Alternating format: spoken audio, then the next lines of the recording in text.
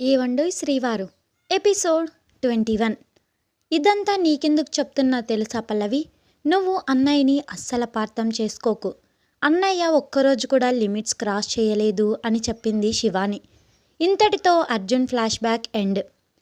శివాని చెప్పేది పూర్తిగా విన్న పల్లవి తన శ్రీవారు ఆ అమ్మాయితో లివింగ్ రిలేషన్లో లేరు అని సంతోషపడింది. కానీ ఏదో ఒక మూల తనని ఎందుకు పెళ్లి చేసుకోను అన్నాడు. అసలు ఆ అమ్మాయి అంటే ప్రేమ లేదా? లేకపోతే పెళ్ళికి ఎందుకు ఒప్పుకుంటాడు? అసలు ఆ అమ్మాయికి ఎందుకు ఐ లవ్ యూ చెప్పలేదు? ఇలా తను ఆలోచిస్తూ ఉంటే తన ఒడిలో ఉన్న పల్లవి ఏదో ఆలోచిస్తూ ఉండడంతో పల్లవి నెత్తిన ఒక్కటి ముట్టింది శివాని. ఏంటే, నేను చెప్పడం అయిపోయాక కూడా ఏం ఆలోచిస్తున్నావు? మళ్ళీ పిచ్చి పిచ్చి ఆలోచనలు చేసి ఏడుద్దామని చూస్తున్నావా అని అన్నది శివాని. శివాని కొట్టిన చోట రుద్దుకుంటూ, అబ్బా శివాని, ఎందుకు ఇలా కొడుతున్నావు? మా అన్నయ్యను మా కన్నయ్యను కూడా ఇలానే కొడతావు కదూ. వాళ్ళు వచ్చి నాకు ఎన్ని కంప్లైంట్స్ ఇస్తారో తెలుసా? వాళ్ళు చెప్తే నేనెప్పుడూ నమ్మలేదు, కానీ నువ్వు నిజంగానే గట్టిగా కొడుతున్నావే రాక్షసి అని పల్లవి తన నుదుర్ని రుద్దుకుంటూ అంది. నీకు, నీ అన్నకు, మీ కన్నయ్యకు కొంచెం కూడా బుద్ధుండదు. నువ్వేమో తిక్క తిక్క ఆలోచనలు చేస్తావు. నీ అన్నేమో ఎవ్వడు తీయగా మాట్లాడితే వాడు మంచోడు అనుకుంటాడు. ఇంకా నీ కన్నయ్యేమో ఏదో పెద్ద ఇంజనీర్ల దేంట్లో పడితే దాంట్లో పుల్లలు పెట్టుకుంటూ ఉంటాడు. మిమ్మల్ని ఇలా ముటిక్కాయలు వేస్తే సరిపోదు, ఒక బెత్తం తీసి కొట్టాలి అని శివాని అనడంతో బుంగమూతి పెట్టుకుంటుంది పల్లవి. అంతలోనే పల్లవికి ఏదో గుర్తుకు రావడంతో శివాని ఒడిలో ఉన్న పల్లవి గట్టిగా శివాని నడుమును గిల్లుతుంది. అంతే, అబ్బా అని గట్టిగా అరుస్తుంది శివాని. అబ్బా రాక్షసి, ఏంటి ఇంత గట్టిగా గిల్లావు? ఇంతవరకు మీ అన్న కూడా ఇలాగా గిల్లలేదు. నన్ను ఎంత సున్నితంగా చూసుకుంటాడో తెలుసా? చూడు ఎలా ఎర్రగా అయిపోయిందో రాక్షసి దెయ్యం అని తన నడుముని పల్లవి గిచ్చిన చోట రుద్దుకుంటూ శివాని పల్లవిని తిడుతుంది. మరి లేకపోతే వాళ్ళ మా నాన్న వాళ్ళు వచ్చి నిన్ను పలకరించి తినేసి వెళ్తుంటే నా శ్రీవారికి ఆ దెయ్యానితో ఫోటో దిగే ఐడియా ఇచ్చావు. వాళ్ళు ఇలా ఒకరి మీద ఒకరు చేతులు వేసుకొని మరీ ఫోటో దిగారు. ఈ ఐడియా నీదే కదా, అందుకే గిచ్చా అని అంది పల్లవి ఉక్రోషంగా. అబ్బా, నేను అందరం కలిసి ఫోటో దిగుదాం అని అన్నానే, వాళ్ళిద్దరినీ దిగమని చెప్పలేదు అని అంది శివాని. నాకదంతా తెలియదు. నువ్విచ్చిన ఐడియా వల్లనే ఈరోజు నేను నా శ్రీవారిని ఎంత అపార్థం చేసుకున్నానో తెలుసా అని అన్నది పల్లవి. అబ్బో, అపార్థం చేసుకుందంట. అసలు నువ్వెప్పుడు అర్థం చేసుకున్నావే మా అన్నని? మా అన్న మనసు ఎంత మంచిదో తెలుసా? నిన్ను ప్రేమించనిదే నీకు దగ్గరయ్యాడు అని ఏదో పిచ్చి పిచ్చి ఆలోచన చేసుకుంటూ నన్ను ప్రేమించట్లేదు, ఇంకా ఆ అమ్మాయేం మనసులో ఉంది, నన్ను కేవలం బాధ్యతతోటి దగ్గరికి తీసుకున్నాడు అని పిచ్చి పిచ్చి ఆలోచన చేసింది తమరు అని శివాని ఇంకొక రెండు ముట్టింది పల్లవిని. సరే సరే, ఏదో ఆ టైంలో అలా అనిపించింది. ఇలా కొట్టకే, నాకు నొప్పిగా ఉంది అంది పల్లవి. వీళ్ళు ఇలా కొట్టుకుంటూ ఉండగానే డోర్ బెల్ మోగింది. డోర్ బెల్ మోగడంతో పల్లవి శివాని ఒడిలో నుంచి లేచి, ఈ టైంలో ఎవరు వచ్చారు అని అన్నది పల్లవి. మీ శివ అన్నయ్య వచ్చి ఉంటాడు. నేను బాబుని పడుకోబెట్టి రమ్మన్నాను. ఇప్పటికే 10 దాటిపోయింది. పద ఇంటికి వెళ్ళిపోదాం అని అనుకుంటూ డోర్ తీయడానికి వెళ్ళింది శివాని. డోర్ తీసిన వెంటనే శివ లోపలికి వస్తూ నార్మల్గా ఉన్న పల్లవి ముఖం చూసి, అమ్మయ్యా చెప్పేశావా అని అడిగాడు శివానీని. మొత్తం చెప్పేశా, ఇంకా ఏది దాచకుండా నిజం చెప్పేశా అని అంది శివాని. శివ పల్లవి పక్కన కూర్చొని, పల్లవి అమ్మ, అర్జున్ బావ ఊరికి వెళ్ళి వచ్చాక నీకు నిజం చెబుదామని అనుకున్నాడు అని అన్నాడు శివ పల్లవితో. సర్ప్రైజ్ విషయం మాత్రం చెప్పలేదు, ఎక్కడ చెబితే అర్జున్ ఉతికి ఆరేస్తాడు అని. పల్లవికి అప్పుడు గుర్తొచ్చింది, అర్జున్ వెళ్ళేటప్పుడు నీకు ఒక విషయం గురించి చెప్తాను అన్న విషయం. పల్లవి చిన్నగా తల కొట్టుకుంటూ, అవును, నాకు ఆయన వచ్చాక ఈ విషయం చెప్తామని అనుకున్నాడు కావచ్చు. నేనే పిచ్చి పిచ్చి ఆలోచన చేసి ఇలా ఏడ్చాను, మిమ్మల్ని ఇబ్బంది కూడా పెట్టాను, సారీ అని అంది చిన్నపిల్లల ఫేస్ పెట్టుకొని. శివాని చిన్నగా నవ్వుకున్నారు. సరే సరే, ఇంకా చాలా లేట్ అయింది, నాకు ఆకలి వేస్తుంది, అందరం ఇంటికి వెళ్దామా అని అన్నది పల్లవి. నాకు కూడా ఆకలి వేస్తుంది అన్నాడు శివ చిన్న పిల్లాడిలా ఫేస్ పెట్టుకొని. అయ్యో అన్నయ్య, మీకు ఆకలి వేస్తుందా? అయితే నేను ఇప్పుడే వంట చేస్తాను అని వెళ్తుంటే, అవసరం లేదు, నోరు మూసుకొని ఇంటికి పదండి. నువ్వు ఈరోజు వస్తావని సాయంత్రం నీకోసం ఇష్టమైన వంటలు చేశాను. ఇంటికి వెళ్దాం పద అని శివాని గట్టిగా అరవడంతో, అబ్బో, మా శివానికి కోపం వచ్చింది. పద అన్నయ్య పోదాం, లేకపోతే మళ్ళీ మన నెత్తిన మొటిక్కాయలు వేస్తుంది అని లేచి పక్కనే సోఫాలో ఉన్న తన బ్యాగ్ తీసుకొని అలాగే కూరగాయల కవర్ తీసుకొని పదండి వెళ్దాం అంది హుషారుగా. శివ ఒకరి ముఖాలు ఒకరు చూసుకొని చిన్నగా నవ్వుకొని పద వెళ్దాం అని బయటకు వచ్చారు. పల్లవి మెయిన్ డోర్కి లాక్ వేసి లిఫ్ట్లో ముగ్గురు కలిసి అపార్ట్మెంట్ గ్రౌండ్ ఫ్లోర్కి వచ్చేశారు.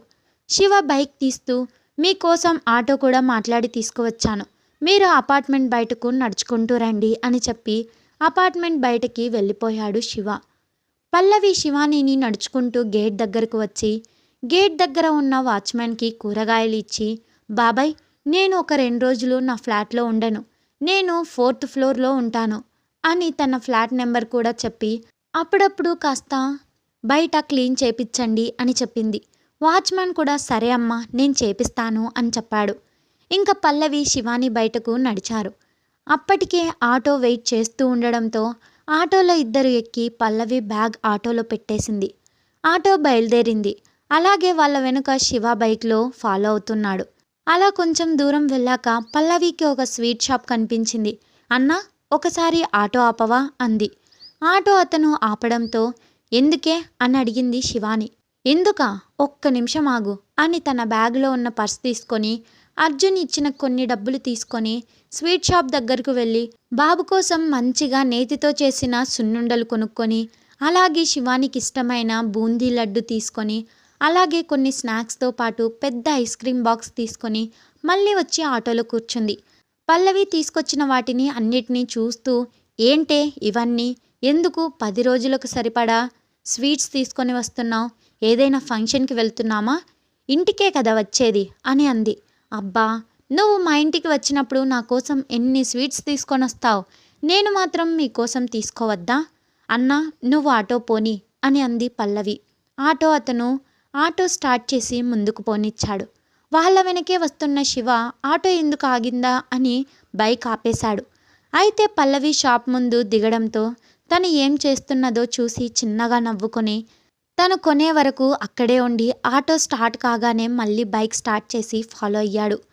కాసేపటికి పల్లవి శివాని ఇంటికి చేరుకున్నారు. ఆటో అతనికి ముందుగానే శివ డబ్బులు ఇవ్వడంతో వాళ్ళని డ్రాప్ చేసి వెళ్ళిపోయాడు. శివాని పల్లవి బయట ఉన్న గేట్ తీయడంతో శివ కూడా బైక్పై లోపలికి వచ్చి బైక్ని ఇంటి ముందర పార్క్ చేశాడు. ముగ్గురు కలిసి డోర్ తీసుకొని ఇంటి లోపలికి వెళ్ళిపోయారు. అప్పటికి 10 అవ్వడంతో బాబు రంగనాథ్ గారి దగ్గర నిద్రపోయాడు. పల్లవి బ్యాగ్ తీసుకొని గెస్ట్ రూమ్ వైపు వెళ్తుంటే, ఆగు పల్లవి అమ్మ, నేను ఈ 2 రోజులు గెస్ట్ రూమ్లోనే ఉంటా, నువ్వు శివాని దగ్గర పడుకో అని చెప్పాడు శివ. పల్లవి ఒంటరిగా ఉంటే భయపడుతుంది అనుకొని శివ అలా అన్నాడు. నాకేం భయం లేదన్నయ్య, నువ్వు కంగారు పడకు, నేను గెస్ట్ రూమ్లోనే ఉంటాను, నాకేమీ ఇల్లు కొత్త కాదు కదా, చాలాసార్లు వచ్చాను, అయినా ఇది నా ఇల్లు, నేనెందుకు భయపడతాను, నువ్వేం టెన్షన్ పడకు అని గెస్ట్ రూమ్ తలుపు తీసుకొని లోపలికి వెళ్ళింది. అప్పటికే శివాని గెస్ట్ రూమ్ని మంచిగా క్లీన్ చేసి పల్లవి కోసం రెడీ చేసి పెట్టింది. పల్లవి నేరుగా బెడ్రూమ్లోకి వెళ్ళి తన లగేజ్ అంతా లోపల పెట్టుకొని మళ్ళీ బయటకు వచ్చింది. శివాని ఇల్లు పెద్దగానే ఉంటుంది. మొత్తం 4 రూమ్లుంటాయి. హాల్ కూడా కొంచెం పెద్దగానే ఉంటుంది. ఒక సైడ్ చిన్నగా కిచెన్ కట్టించాడు శివ. ఫస్ట్ కిచెన్ లేదు, నార్మల్గానే ఒక టేబుల్పై గ్యాస్ పెట్టుకున్నారు. కానీ శివ వచ్చాక కొంచెం పక్కనున్న ప్లేస్ తీసుకొని ఇంటిని రెనోవేట్ చేయించాడు. అలాగే చుట్టూ పడారి గోడ కూడా కట్టించాడు. కిచెన్ గదికి పక్కన కొంచెం దూరంలో డైనింగ్ టేబుల్ ఉంటుంది. అక్కడికి వెళ్ళి శివాని పల్లవి కూర్చొని డిన్నర్ కంప్లీట్ చేసుకొని శివ తినేసి పల్లవికి గుడ్ నైట్ చెప్పి బెడ్రూమ్లోకి వెళ్ళిపోయాడు. శివాని కిచెన్ సామాన్లు సర్దుతూ ఉంటే పల్లవి కూడా హెల్ప్ చేసి, గుత్తి వంకాయ సూపర్గా చేశావు శివమ్మ అని అంది పల్లవి. థ్యాంక్సే, నువ్వైనా నా వంటకి కాంప్లిమెంట్ ఇచ్చావే, కానీ మీ అన్నున్నాడు చూడు, ఫుల్గా మెక్కి వెళ్ళి బెడ్పై తొంగున్నాడు అని శివ వెళ్ళిన వైపు గుర్రుగా చూసింది. పల్లవి నవ్వుతూ, సరే కానీ నా కన్నయ్య ఎక్కడా, మీ రూమ్లోనే ఉన్నాడా, నేను వాణ్ణి నా దగ్గర పడుకోబెట్టుకోనా అంది పల్లవి. లేదే, వాడు నాన్న గదిలో ఉన్నాడు. తీసుకురానా అంది శివాని. వద్దులే, మామయ్య గదిలో ఉన్నాడు కదా, పడుకోని, మళ్ళీ లేపితే డిస్టర్బ్ అవుతుంది అని చెప్పి పల్లవి శివానికి కిచెన్లో సర్దడంలో హెల్ప్ చేసి గుడ్ నైట్ చెప్పేసి గెస్ట్ రూమ్లోకి వెళ్ళింది. పల్లవి రూమ్లోకి వచ్చి బెడ్పై పడుకొని బ్యాగ్లో ఉన్న పర్స్ తీసి పర్సులో ఉన్న తన ఫోన్ని తీసుకొని శ్రీవారికి నేను ఇంకా కాల్ చేయలేదు అని, నా పిచ్చి పిచ్చి ఆలోచనలతో అస్సలు ఫోన్ చెయ్యలేదు, తిన్నారో లేదో అని ఫోన్ ఆన్ చేసి చూసింది పల్లవి. అయ్యో రామ, శ్రీవారు నాకు చాలాసార్లు ఫోన్ చేశారు, నేనేమో సైలెంట్లో పెట్టేశాను అనుకొని అర్జున్కి కాల్ చేసింది పల్లవి. అప్పటికి అర్జున్ నుండి 4 మిస్డ్ కాల్స్ ఉన్నాయి. డిన్నర్ చేసి హోటల్ రూమ్కి వచ్చాక అర్జున్ పల్లవికి 4 సార్లు కాల్ చేశాడు. అయినా పల్లవి లిఫ్ట్ చేయకపోవడంతో శివ వాళ్ళ ఇంటికి వెళ్ళుంటుందని మళ్ళీ తిరిగి చెయ్యలేదు. కొంచెం వర్క్ ఉండడంతో చేసుకోవడం మొదలుపెట్టాడు అర్జున్. అప్పటికి తనతో వచ్చిన 3 ఆఫీస్ ఫ్రెండ్స్ ఎవరి రూమ్కి వాళ్ళు వెళ్ళిపోయారు. హోటల్లో బెడ్పై కూర్చొని వర్క్ చేస్తున్న అర్జున్కి పల్లవి నుంచి కాల్ రావడంతో నవ్వుతూ ఫోన్ లిఫ్ట్ చేసి, చెప్పండి శ్రీమతి గారు, ఇప్పుడు గుర్తొచ్చానా నీకు అన్నాడు అర్జున్. అయ్యో అది కాదు శ్రీవారు, ఇప్పుడే అన్నయ్య వాళ్ళ ఇంటికి వచ్చాను. ఇంతకీ మీరు భోజనం చేశారా? ఇంతవరకు మెలకువగా ఎందుకున్నారు? ఇప్పుడు టైం ఎంతైందో తెలుసా? రాత్రి 11 అవుతుంది. ఇంకా పని చేసుకుంటూనే ఉన్నారా అని అంది పల్లవి. ప్రాజెక్టులో చిన్న మిస్టేక్స్ ఉన్నాయి, అదే కరెక్ట్ చేస్తున్నా. ఇప్పటి వరకు నాతో మిగతా 3 కూడా వర్క్ చేశారు. లాస్ట్లో చిన్న పని ఉండడంతో అది నేను కంప్లీట్ చేస్తున్నాను. మీరు అందరూ పడుకోండి అని చెప్పాను. అది సరే, ఇప్పుడు రావటమేంటి ఇంటికి? నిన్ను సాయంత్రం ఇంటికి తీసుకురాలేదా మీ అన్నగాడు అని అడిగాడు అర్జున్. అయితే పల్లవికి ఇప్పటి వరకు జరిగింది చెప్పడం ఇష్టం లేక, ఒకవేళ చెప్తే అర్జున్ బాధపడతాడేమోనని దాచిపెట్టి, అదేం లేదు శ్రీవారు, నేను ఇల్లంతా ఒకసారి క్లీన్ చేసేసాను, అందుకే లేట్ అయింది. మళ్ళీ అపార్ట్మెంట్కి 2 డేస్ దాకా వెళ్ళను కదా, ఇప్పుడే క్లీన్ చేసేసి వచ్చాను, అందుకే లేట్ అయింది అని చెప్పింది. నీకు అసలు పని తీరదే, ఎప్పుడు చూడు ఏదో ఒక దాంట్లో వేలు పెడుతూనే ఉంటారు. హలో శ్రీవారు, నన్ను దెప్పి పిడిచింది చాలే కానీ మీరు తిన్నారా? అక్కడంతా బాగానే ఉందా అని అడిగింది. అంతా బాగానే ఉందే, ఒక్కటి తప్ప. అయ్యో ఏంటండి అది అంది పల్లవి కంగారుగా. ఇంకేంటే, తమరే శ్రీమతి, రోజు నైట్ నువ్వు నిన్ను అని సగడిస్తున్న అర్జున్ మాటలు అర్థమయ్యి, ఛీ సిగ్గులేదు మీకు, ఎవరైనా వింటే ఏమనుకుంటారు శ్రీవారు, మీకు ఈ మధ్య అల్లరి ఎక్కువైంది. అబ్బా, నేనంది మన ఇద్దరం కౌగిలించుకొని పడుకుంటాం కదా, ఆ విషయం గురించి అంటున్నాను, దానికే సిగ్గులేదు అంటావా? పల్లవి ఒక వెర్రి నవ్వు నవ్వుతూ, ఓ హగ్గు గురించా మాట్లాడుతున్నారా? నేను ఇంకా ఏదో అనుకున్నా అంది పల్లవి. అవును, నువ్వు దేని గురించి అనుకున్నావే అని కొంటెగా అడుగుతాడు అర్జున్. చి పో, నేను చెప్పను.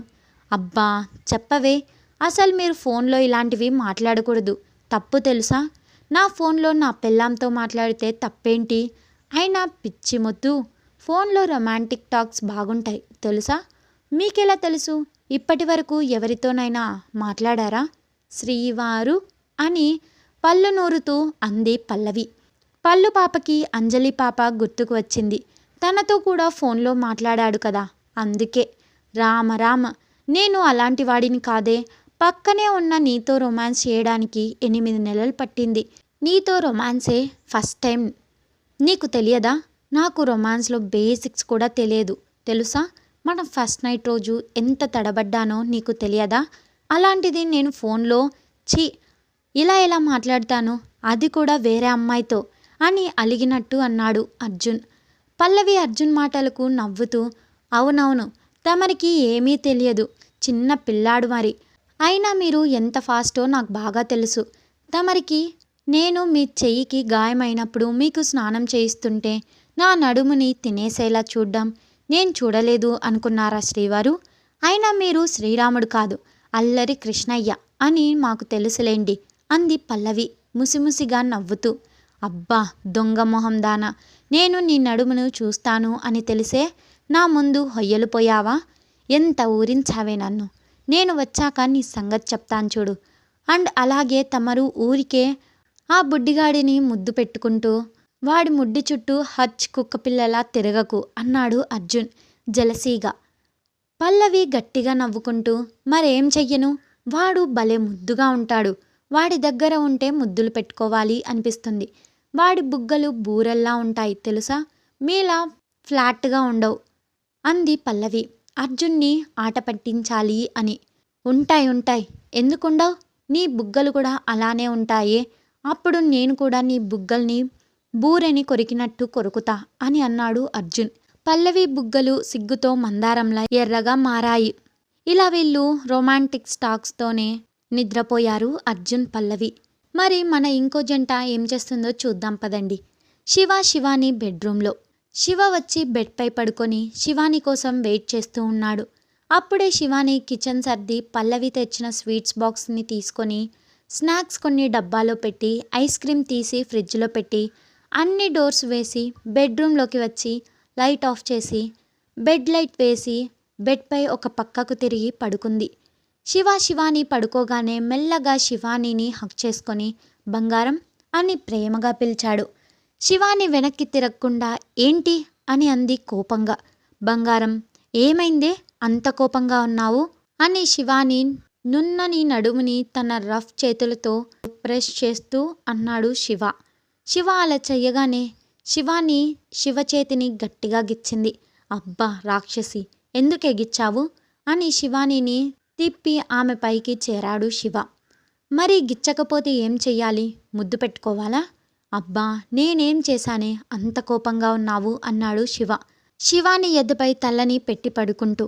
శివ పడుకోగానే అతని తల నిమురుతూ, ఎన్నిసార్లు చెప్పాలి, ఎక్కువ ఎమోషన్ కావద్దు అని. పల్లవి ఏడుస్తుంటే దాన్ని ఊరుకోబెట్టడం పోయి నువ్వు కూడా చిన్న పిల్లాడిలా ఏడుస్తున్నావు, బుద్ధి లేదు నీకు అని శివ జుట్టు చిన్నగా పీకింది. ష్, అబ్బా అలా పీకకే, మళ్ళీ బట్టతల వస్తుంది, ఎవరూ చూడరు నన్ను. శివ నెత్తిన ఒకటి మొట్టి, అసలు నేను తప్ప బయట ఆడవాళ్ళు తప్పుగా ఎవరూ నిన్ను చూడాల్సిన అవసరం లేదు, ఎవరైనా చూసినా దాన్ని కళ్ళు పీకి గోళీలాడతాను అని అంది శివాని. నా రౌడీ పెళ్ళాంవే నువ్వు అని శివాని ఎదపై ముద్దు పెట్టి, నేనెందుకు ఏడ్చాను అన్నావు కదా, ఎందుకోరా? ఆ టైంలో పల్లవి గుక్క పెట్టి ఏడుస్తుంటే ఏడుపు వచ్చింది. పల్లవి అమ్మ నీలానే చాలా మంచిది, నేనెప్పుడైనా ఫ్లాట్కి వెళ్ళి నాకు ఆకలవుతుంది చెల్లి అని ఒక్క మాట అంటే చాలు, నాకు ఏం తినాలి అనిపిస్తుంది అని అడిగి మరీ చేసి కొసరి వడ్డిస్తుంది. నిజంగా పల్లవి సొంత చెల్లెల్లా చూసుకుంటుంది నన్ను, అసలు విసుక్కోదు తెలుసా. పల్లవి ప్లేస్లో ఇంకెవరైనా ఉంటే ఖచ్చితంగా విసుక్కునేవారు.